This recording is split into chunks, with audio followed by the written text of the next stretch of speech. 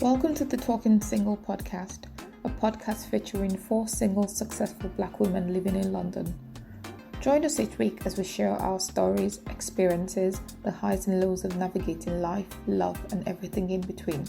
And we do all of this with a good dose of humour and a whole lot of style. I am Rasheeda. I'm your host for today. We hope you enjoyed this week's podcast. Hello everyone, it's your girl Rasheeda. How are you? Hope you're good. Hello to any new listeners and welcome back to our regulars. I'm here with my girls Keysha, Crystal and Ribi for another podcast episode. And today we're talking about the hashtag not all men but all women and gender violence and harassment and assault and all of those not so beautiful things. Women, how are you? Good, thanks. We're good. All good, thank you. Good. Have you guys, I can imagine you guys have looked at news and social media all week, and you must have seen those hashtags and stories about women and violence and assault trending. So we will be talking about those today. Are you excited? Not really. It's been a very sad week, but yeah. Cool. So for me, I had the week off. In fact, I have the next 2.5 weeks off work. I don't know what I'm going to do with myself.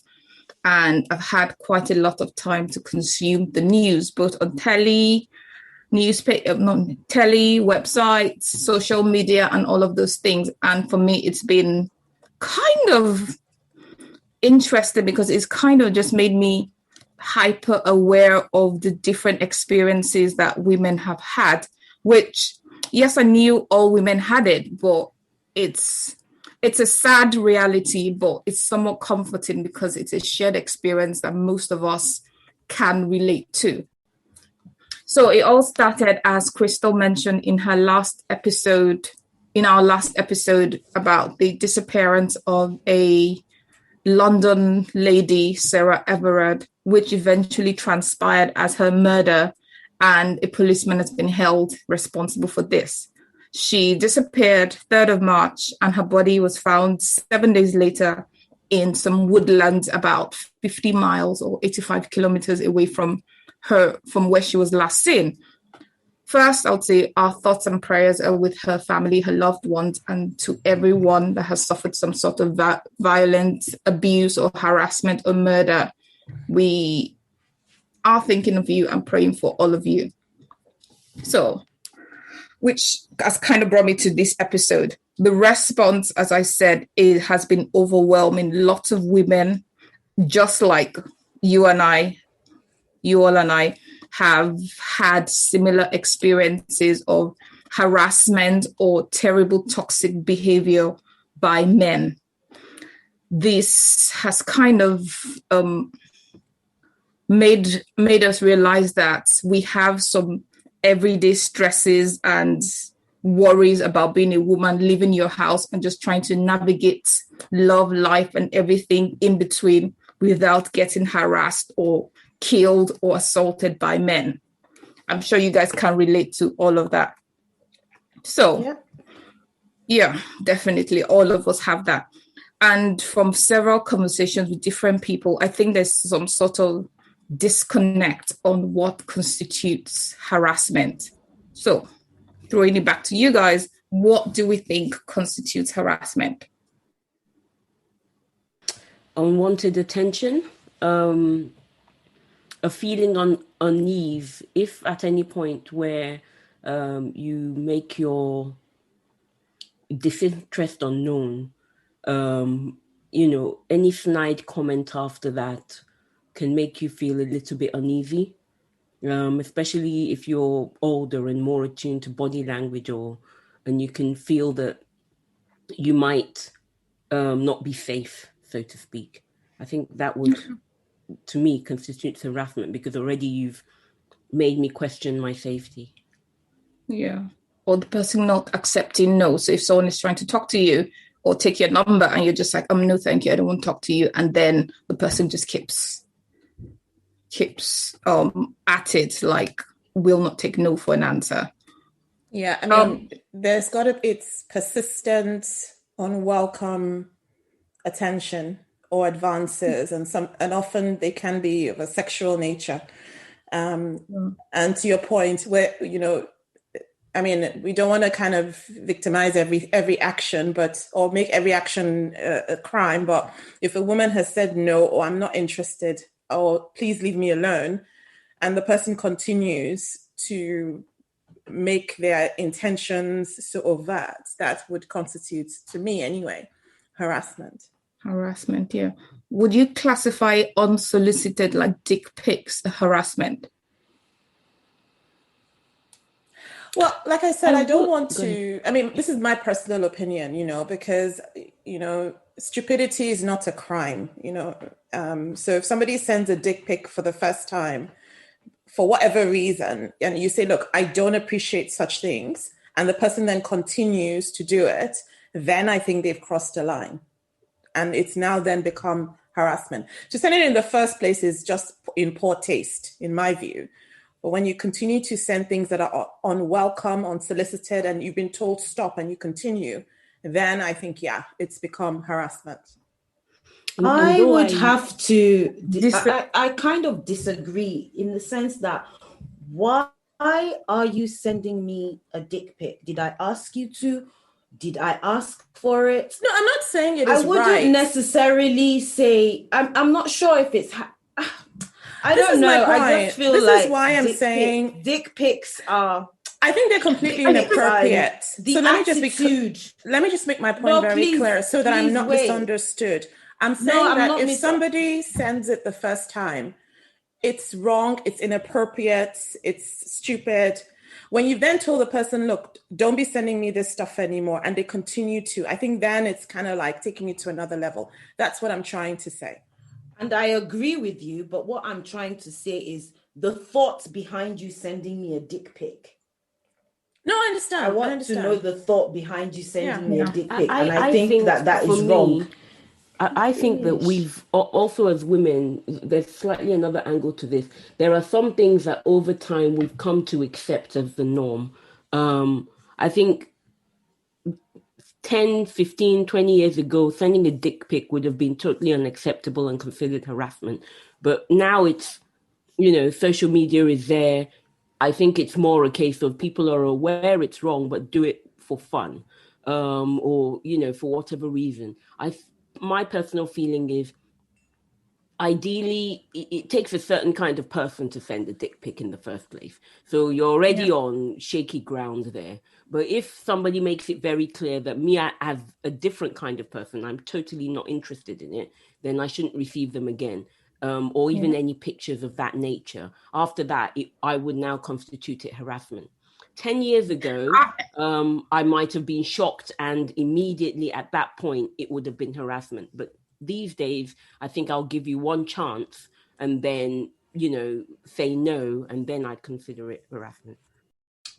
I wanted to say that there's a level of, there's a level when you're online, when you're doing online dating, people can't see you.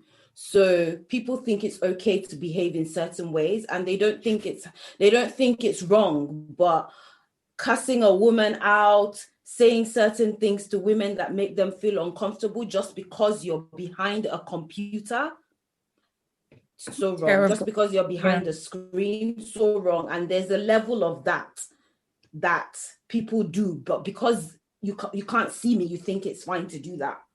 Yeah, no, I agree with you. Well, I'm on the other hand, I think I disagree. Unsolicited dick pics, in my opinion, is a form of harassment, because I feel like you're exposing a personal part of yourself to me without me asking you.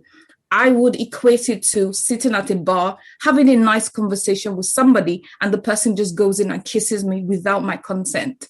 So for me, I think dick pics are a form of harassment. It might be on the lower rung, but I feel like unsolicited ones are harassment. Anyway, I'll give you an example of another form of harassment. And this was so long ago, but at the time I didn't consider it harassment. It was actually I found it quite funny at the time.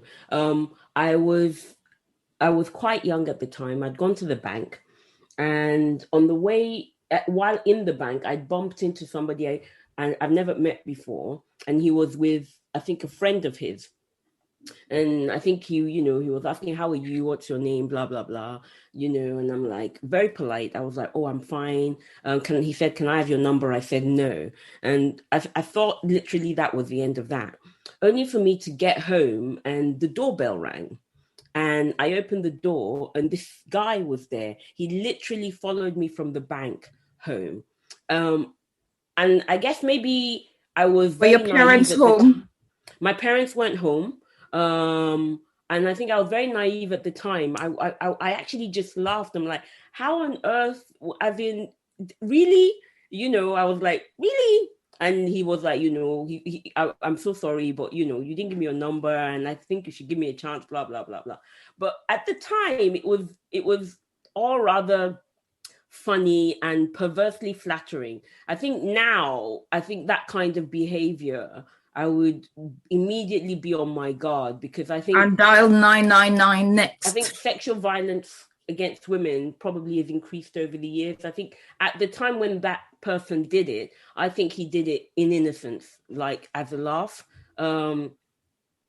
And I wonder if that guy would ever do such a thing again. It shouldn't be a laugh. No, but now you say that. But at the time, he was honestly really friendly about it. And when I told him I was really, truly not interested because whatever. But that's the danger of it, isn't it? It ended there.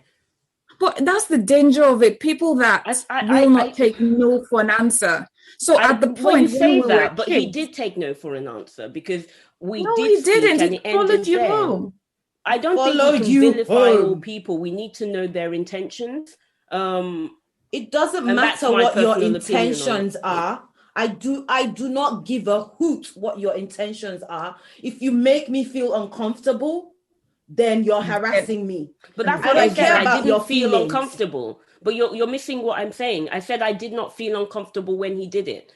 I did not feel uncomfortable at the time. I actually thought it was. So someone followed you home and you didn't feel uncomfortable. I did not feel uncomfortable. Okay. But ladies, remember, just to say, Keysha has shared this story before. And our reaction when she shared it before on this podcast was completely different. We were actually... Really? I don't remember. I remember very, very clearly when she shared this story. Keysha, do you remember? You shared the story before about how this guy followed you home at the bank. We were talking about dating and people picking you up, and she shared the story.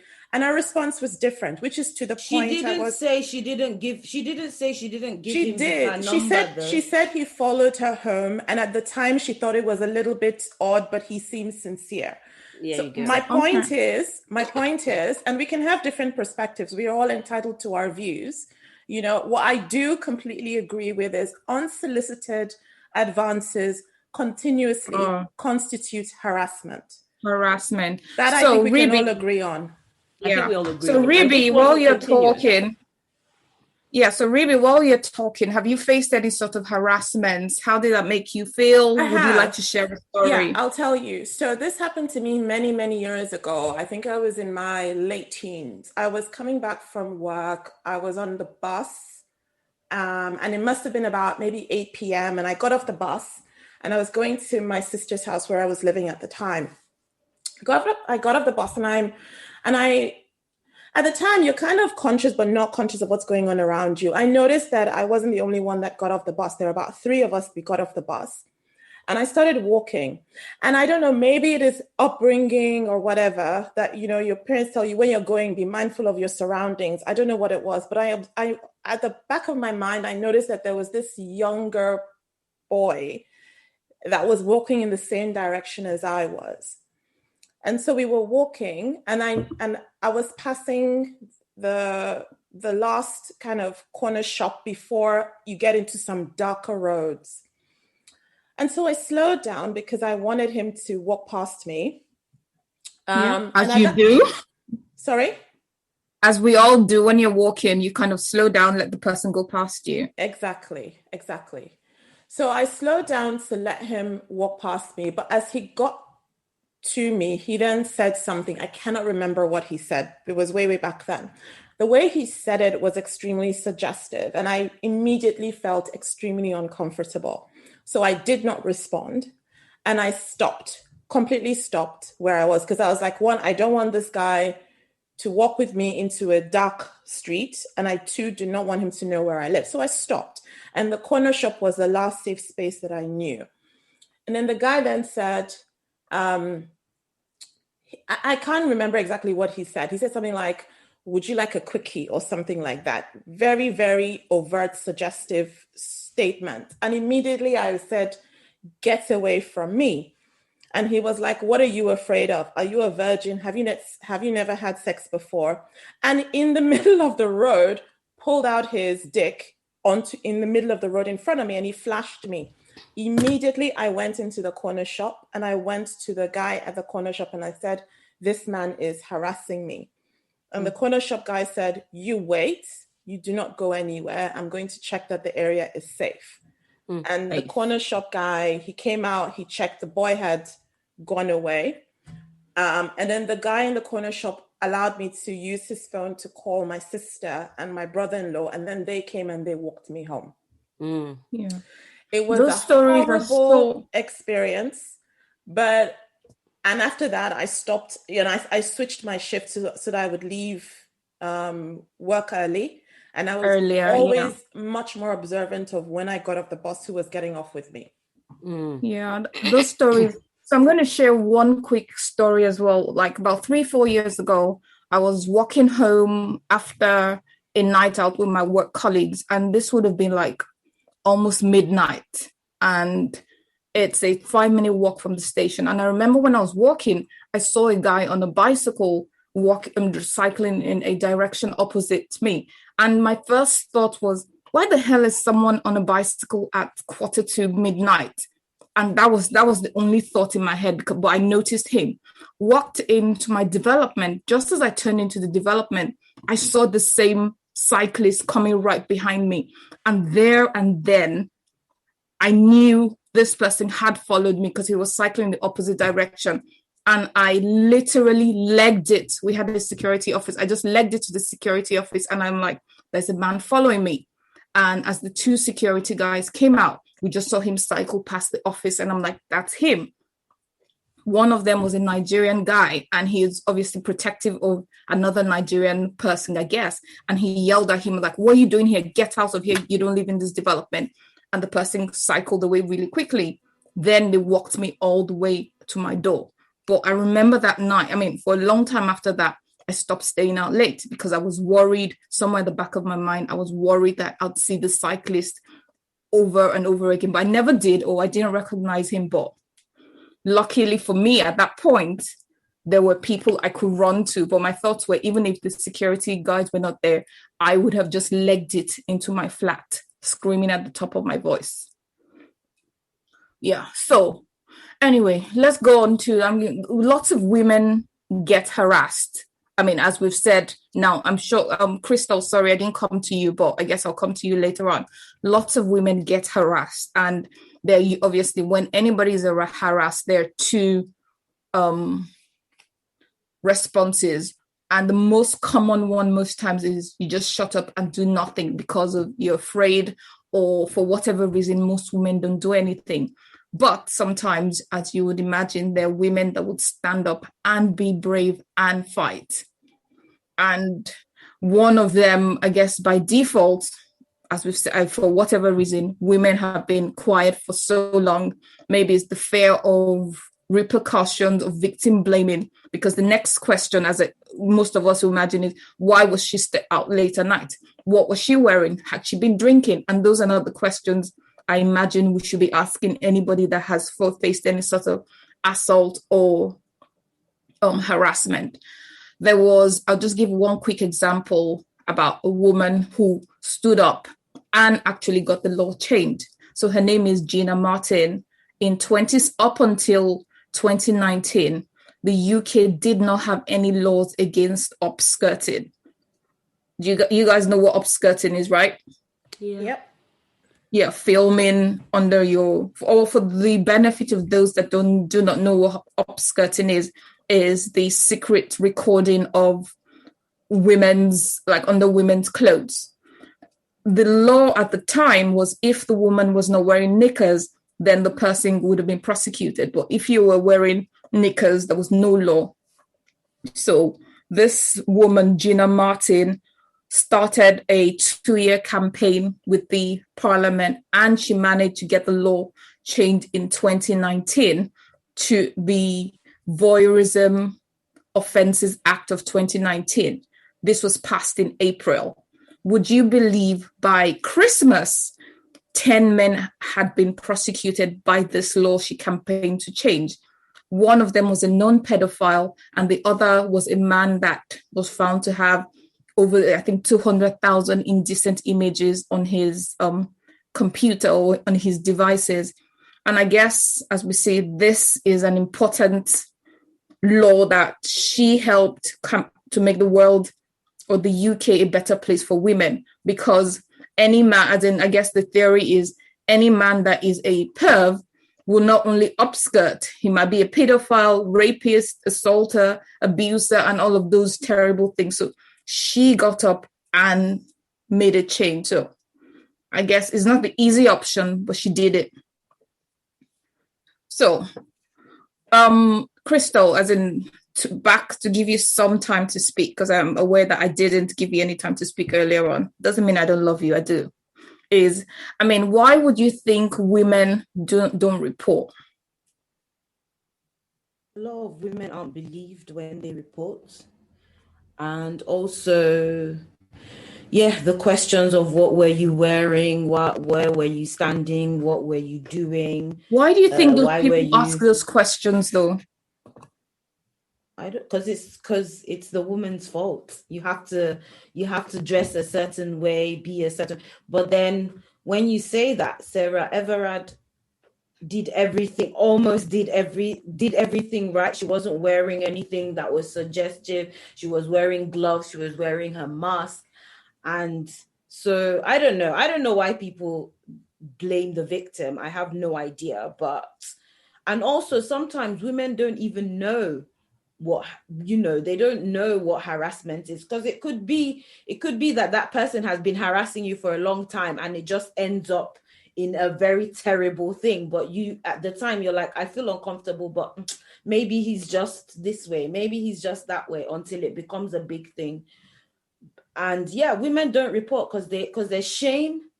How many people do you want to tell, oh, I've been raped, or someone touched me on the train or something? So women don't, I don't know. It's a weird one. Yeah. Keysha, what do you think needs to change for more women to be empowered to actually come up and speak?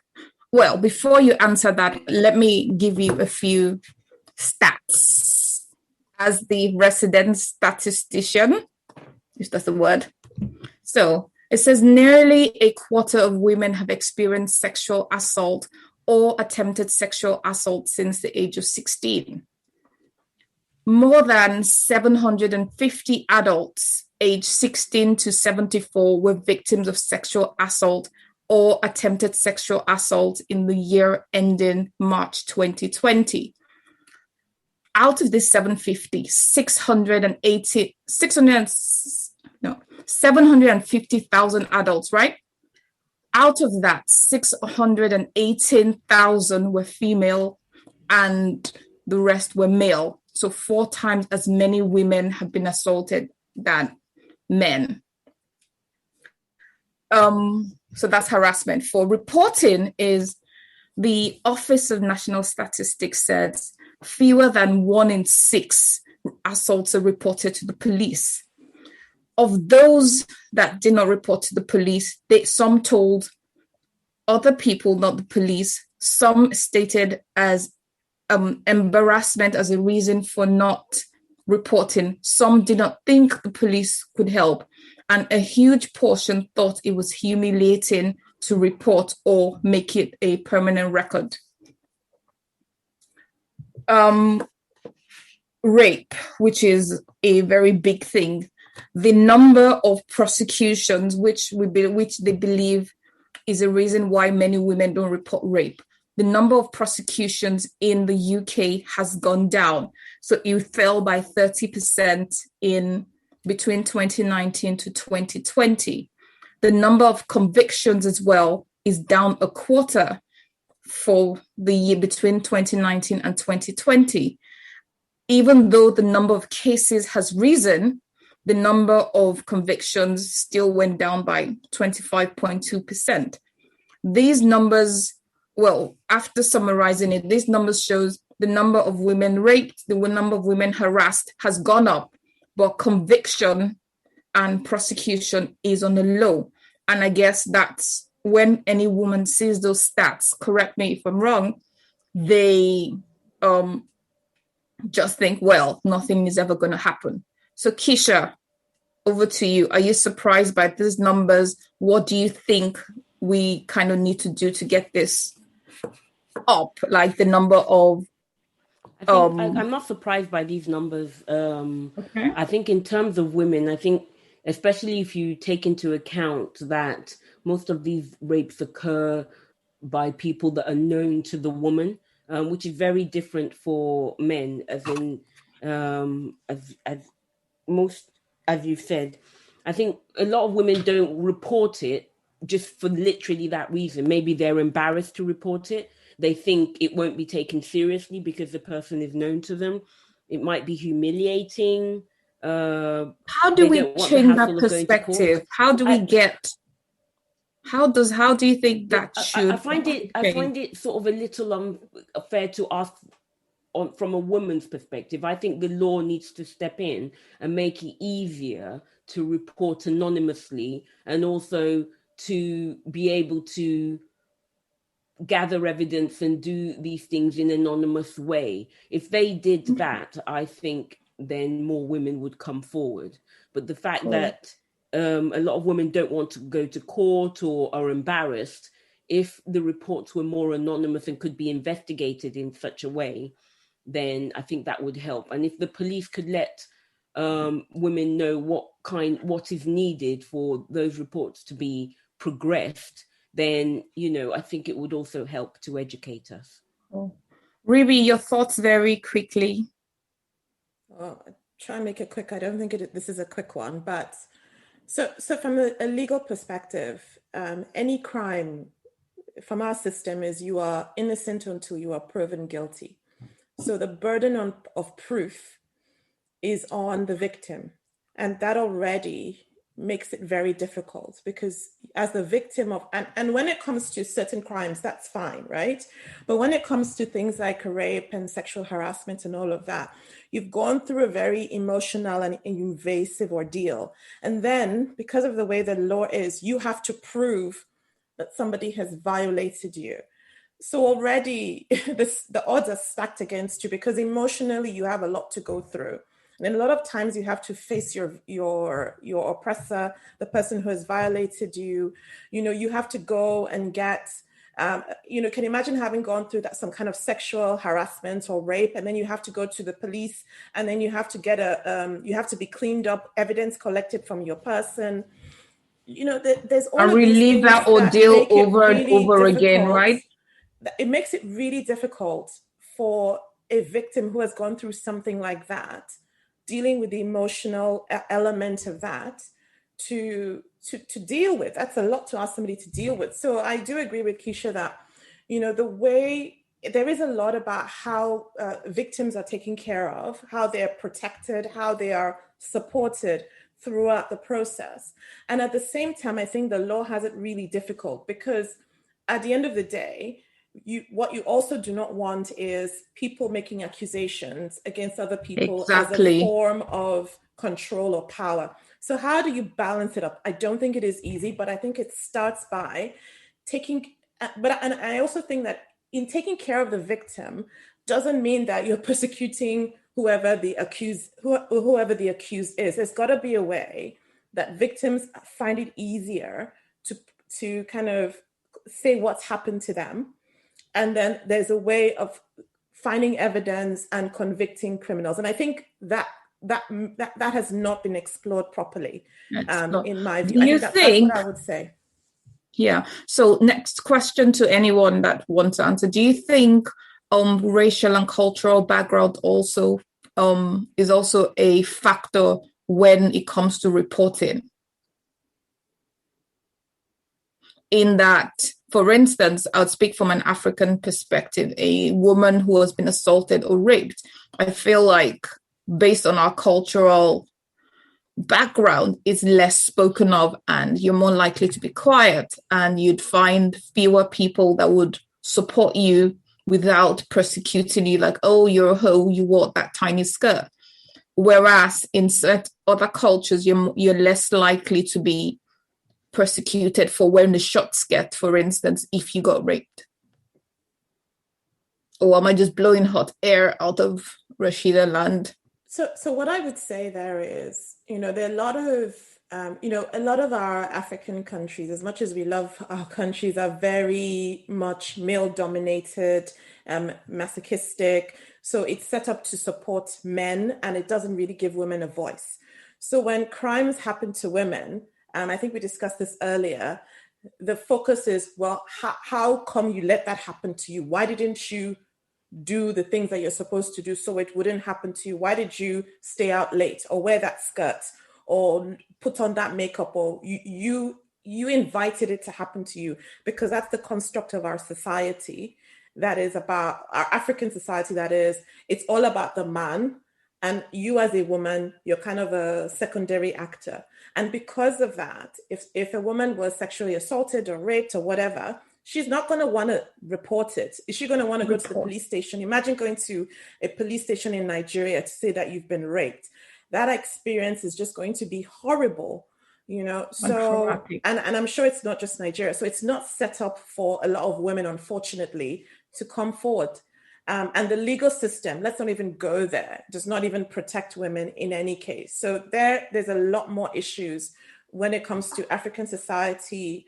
And in Black culture, there's so many things that we don't talk about. I'm hoping that will change, but there's just so much we don't talk about. Definitely.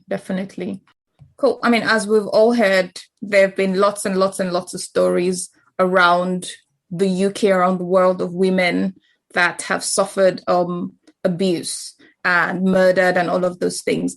There's certain stories that have come up in the wake of Sarah Everard's murder that I'm going to read out 3 examples, and I'm going to ask you guys if you heard about it or what your thoughts are very quickly.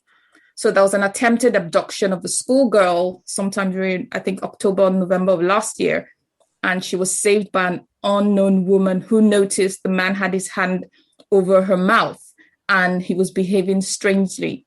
She challenged him, thankfully, and he claimed he was family, but it was found that he was not family. The second one is a murder of 2 women in North London, and their bodies were found in the park. And apparently 2 police officers were suspended because they were taking, I think, selfies with the corpses, which is gross. And the last is a Nigerian-born woman, Blessing, who was found dead in the seafront sometime in September. And a postmortem concluded that she drowned. But these are 3 examples of things that have happened to women across the UK, but hasn't been really covered as widely. So did you guys hear about this, and why do you think this was different? I didn't hear about them, but it's the same case of the white girl in Milton Keynes, who was also not made national press. I think what made this sort of national was, 1, it was London, and 2, she was walking in a very particularly popular part of town in London, known for sort of young people, and those people are very social media aware. And what really triggered that national response was the fact that the parents' post, I think, was it on Twitter, was reposted, which made it garner the national attention. And I think that's why a lot of other women who've gone missing also didn't receive this national attention. Yeah, but the 2 women in North London as well, it's not like it was, I don't believe it was a deserted part of town when they got killed. Neither was the white girl in Milton Keynes. It wasn't. Clapham is not a deserted part of town. It's actually... Yeah, I know. As in, I'm just saying, like, the 2 women, I think it was in Wembley Park, if I'm not wrong. Don't know, actually, don't remember correctly. They were in, I think Kingsbury. The only reason I knew of the two women is because it's close to where I live. And the attempted abduction of the schoolgirl, the only reason that came on my radar is because Shadeborough tweeted about, put it on social media, and a lot of Black people started talking about it, but it didn't make news. And then Blessing, I only heard of recently. They all came into light when Sarah Everard was mentioned. And a lot of people were saying, how about these women? And they were Black, but they were never, ever made the media. They made social media, but there was no hype about them. Ribi, did you hear about these cases? I heard about Blessing, but for the same reason that Crystal made. I mean, the only thing that I would say is we do not hear enough about, harassment of women just generally. Yeah, we just don't hear enough about it, because if we think that the ones we've heard about are the only ones, I think every day something is happening and we just don't hear about it. And I think that is just really sad. And I think, and I think it is important that things do change, because, I think we just talked about how we've all had some experiences. I think you said it before, Rasheeda, the statistics are scary. So the idea that we're not hearing about it, but it is happening in every location every day. And that's just too much. I know, right? Yeah. But having said that, there've been quite a few responses by the government and different people. So one of them, for instance, was, I'm not even sure if it was a joke or not. It was #curfew4men. And this meant that men will be prevented from going out after 6 p.m. to kind of keep them off the streets so women are safe. Ribi, is this effective? Do you think imposing a curfew for men will be effective? I don't know. I think it's not about imposing a curfew. It's about for me, that's kind of like addressing the symptoms as opposed to the root cause of the issue. Exactly, there is a fundamental belief that some men have, that because they're a man, they're entitled to do whatever they like. And if a woman says no, she's just acting coy, and they have to perpetuate this kind of behavior to assert themselves. And I think that is what needs to be addressed. It is not putting a curfew. That just takes the situation underground, doesn't address the issue. Yeah. Another example of stuff that was being talked about back and forth was trial of plainclothes police officers in bars and clubs to protect women from predatory men. Crystal, do you want police protection on a night out? I don't know. I don't know how that will be effective. That's my question. I don't know how it will work. I mean, the person who is sort of the suspect in Sarah's case is actually a policeman. I don't see how this would help.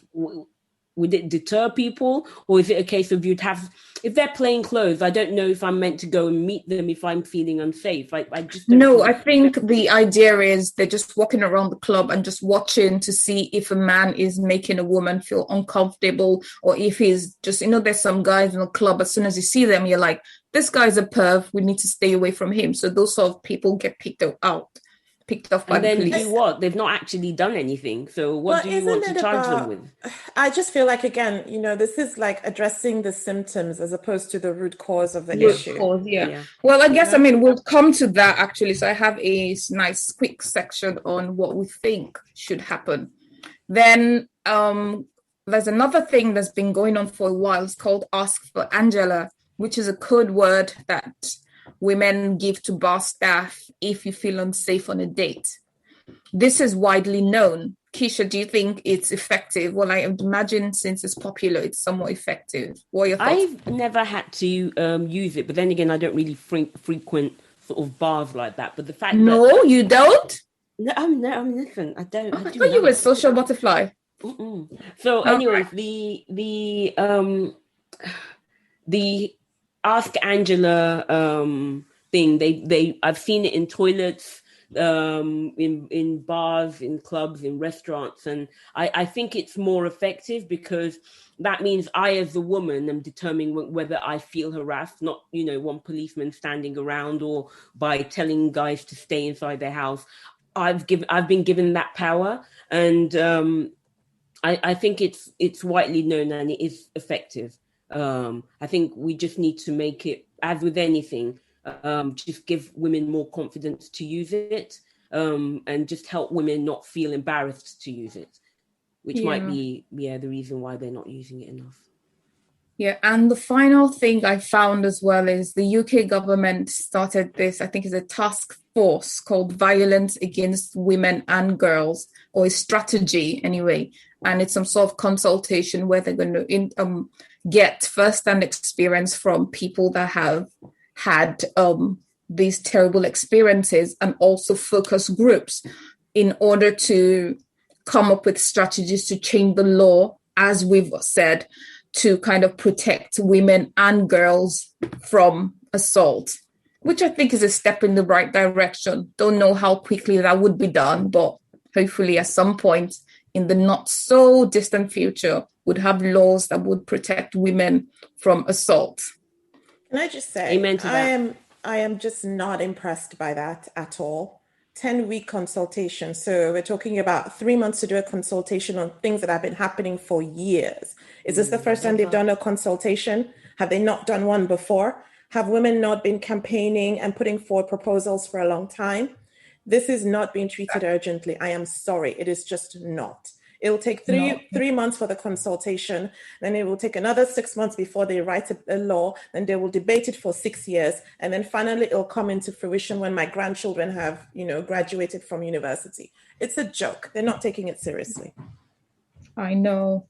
So I was watching, as part of research for this episode, I was watching this amazing YouTuber. I believe his name is Owen Jones 84. And he made so many good points because, this issue with women harassment, as Ribi said, many times the responsibility is put on the assaulted or the harassed to prove the case. But we should realize that there's so much more that so many men can do to make the world a better and safer place for women. So have you guys had any sort of conversations with men in your lives and in your space? Are they actually aware of this staggering statistics?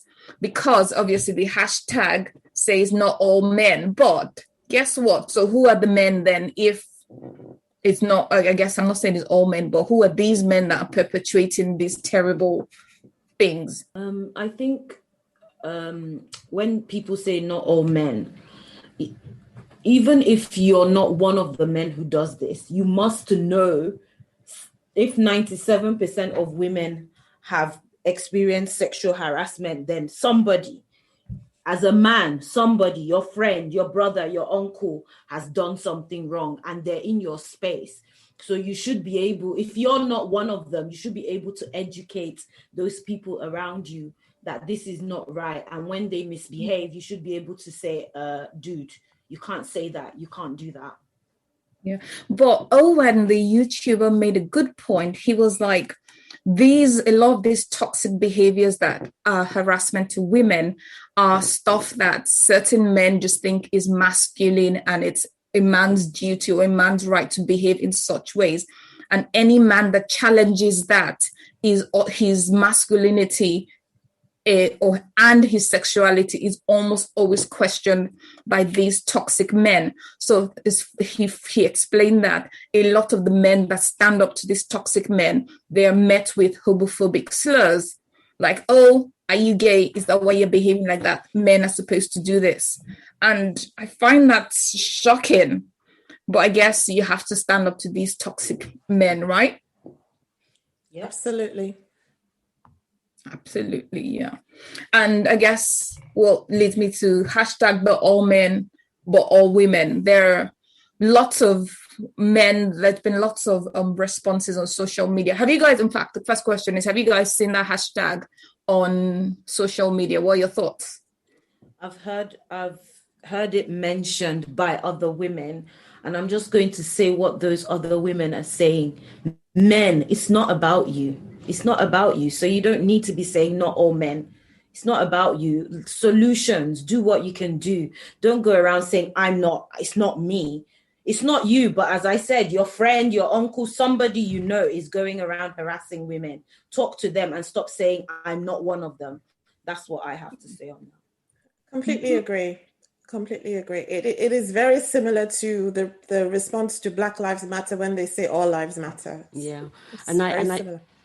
And I also think what we're forgetting is the hashtag is a bit of irrelevant, because the statistics already prove that when you look at the number of women that are attacked, I think it's almost 98% of women are attacked by men, not by other women. Yeah. So when you say not all men, we're talking, Yeah. it's always, it seems to be always the men that do the attacking. So fine, it's not all men, but it is men. So, I mean, I don't see the point of the hashtag at all. Yeah, because I know. So I'm just ignoring all the stats, which is insulting in a way. So I found some really interesting Instagram posts in response to the not all men. And someone wrote, not everybody will rob your home, even if they realize your door is open. But as a precaution, we still lock our doors and install alarms. So we know it's not all men, but it's far too many men for our safety. And our default option is to be weary and be afraid and take all these extra steps so that we don't get assaulted, harassed, or worse, killed. We have no way of identifying which man or men partake in this horrible and shameful behavior. But as a woman, you'd by default to just assume every man is dangerous until proven otherwise. And so this is not exactly rapid fire because I hadn't planned rapid fire, but why not? I will do rapid fire anyway. So my questions, ladies, is, and in the order of Crystal, Keysha, and Ribi. As a woman, of course, we know very many women are by default weary of men. Do you take any special precautions on a night out? So my dad, my white dad. Oh, sorry, you hadn't finished. My white dad gave me a rape alarm. No, I hadn't finished. You had interrupted me, but I'm sorry. The precautions I take is my white dad gave me a rape alarm. And I don't take it out all the time, but from now on, I am going to start taking it out every time I go out at night. And I'm going to get a bottle of pepper spray as well. No, pepper spray is illegal in the UK. I'll go on the black web. Don't try on the dark web. Be like, I know Kung Fu. I will punch you. Anyway. I will pepper spray you. Crystal. Oh, that's Crystal. Keysha. I don't know. What precautions do I take? I guess I'm aware of my surroundings. If I'm in a dark alley, I might put my keys in my hand. I'm literally always constantly looking behind me. And if anybody or a guy, for instance, if I'm approaching my home and there's a guy walking behind me, if I don't know how long he's been walking behind me, I might walk past my house. Just to let the person walk by and then backtrack back home. I think because if something does happen, sorry, but this is rapid fire. Effects are very great. I take those precautions regardless of how gentle the person might look, because it's not by looks. Yeah. Cool. Ribi? Rape alarm and being just conscious of my surroundings. Yeah, and for me is on a night out, I never leave my drink unattended. And when I'm heading home, if I'm not Ubering home or I'm not getting picked up, I always wear comfortable shoes home because I'm expecting to be able to run at short notice. Yep. So that concludes this episode. And I guess we agree that it's not all men, as we've all, thank you, ladies. And we agree it's not all men that do bad things, but there are enough of men that do these things to make all women adapt our behavior and worry about our safety. It's far too many men that have stayed silent. They have to call out their friends, create safe places for women to be able to tell our stories and not be labeled as liars, attention seekers, or worse. Too many men make excuses for bad behavior. They perpetuate sexism, inequality. They don't speak up if their friends are being derogatory. And what as women we require is we need all men to call out their friends and family, even if it makes them unpopular.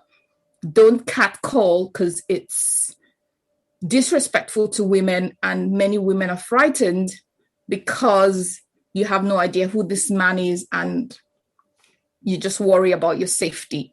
We need fewer men to feel entitled to women's bodies, our attentions, and our smiles.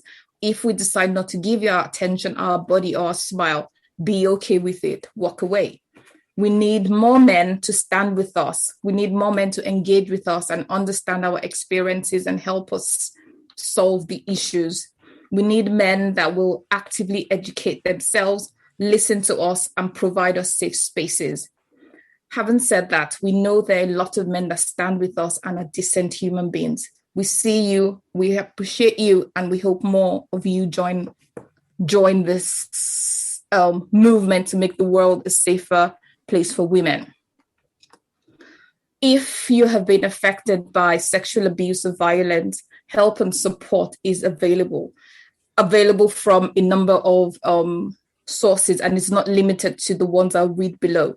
If you're UK based, we've got the Rape Crisis centers, and their website is rapecrisis.org.uk. They have a UK chapter and a Scotland chapter. We have the Rowan and the Survivors Trust. If you're based in the US, RAINN, RAINN.org, is America's largest anti-sexual violence organization. They have an amazing website with lots of resources. If you're based in Europe, Rape Crisis Network Europe, RCNE, is a network of European centers which support survivors of sexual violence. They aim to make sure that anybody who's experienced sexual violence can get help. And on that note, I'd like to say thank you once again to you ladies. This has been a heavy topic. Thank you to all our listeners. Until next time, it's your girl, Rasheeda, signing out. Thank you. Bye. Bye. Thanks for listening to the Talking Single podcast. We hope you enjoyed this week's episode. Would love to hear from you, and you can find us on Instagram, Facebook, and Twitter with the handle @TalkingSinglePodcast. You can also send us comments or questions with the hashtag #TalkingSinglePodcast. We are downloadable on Apple Podcasts, Google Play, Spotify, and other podcast platforms. Don't forget to subscribe and leave us a review, and of course share with your family and friends. Take care. See you next week. Same time, same place.